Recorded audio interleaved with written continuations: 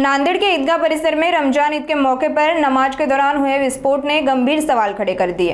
इस घटना में एक व्यक्ति की मौत हो गई और विस्फोट मामले की साजिश की संभावना जताई जा रही है, जिसके बाद उच्च स्तरीय जांच की मांग तेज हो गई। इस मामले पर सांसद रविंद्र चव्हाण ने गहन जांच की मांग की। सुनिए सांसद रविंद्र चव्हाण इनकी आगे की विस्तृत प्रतिक्रिया।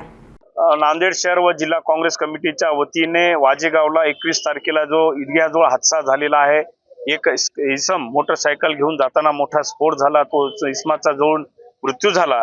तर तो हादसा काय मोठा घातपात करण्याचा हेतूने केला होता का आणि काय झालं त्याची आतापर्यंत आज 21 तारीख, आज 30 तारीख आहे। 21 तारखेला ती घटना झालेली होती। आज 30 तारीख उजळली असताना सुद्धा पोलीस प्रशासनाकडून आणखी कोणते स्टेटमेंट आलेलं नाहीये। त्या इसमाचा काय हेतू होता, कारण मोठ्या हजारोच्या संख्येने नमाज अदा करण्यासाठी तिथं आमचे सगळे बांधव, मुस्लिम बांधव जमा झालेले होते। कोणती घटना घडली नाही, पण याचा कदाचित मोठा हादसा जर घडला असता तर निश्चितच त्या ठिकाणी मोठी भागदौड झाली असती। बऱ्याच लोकांना त्या ठिकाणी भागदौडमध्ये दुखापत झाली असती। म्हणून आम्ही नांदेड शहर व जिल्हा काँग्रेस कमिटीच्या वतीने आज जिल्हाधिकारी कार्यालयामध्ये जिल्हाधिकारी महोदयांना भेटलो आणि या घटनेची उच्च स्तरीय चौकशी झाली पाहिजे, उच्च स्तरीय चौकशी आयोग या ठिकाणी नेमला पाहिजे, म्हणून आम्ही आज या ठिकाणी निवेदन देऊन जिल्हाधिकारी साहेबांकडे मागणी केली।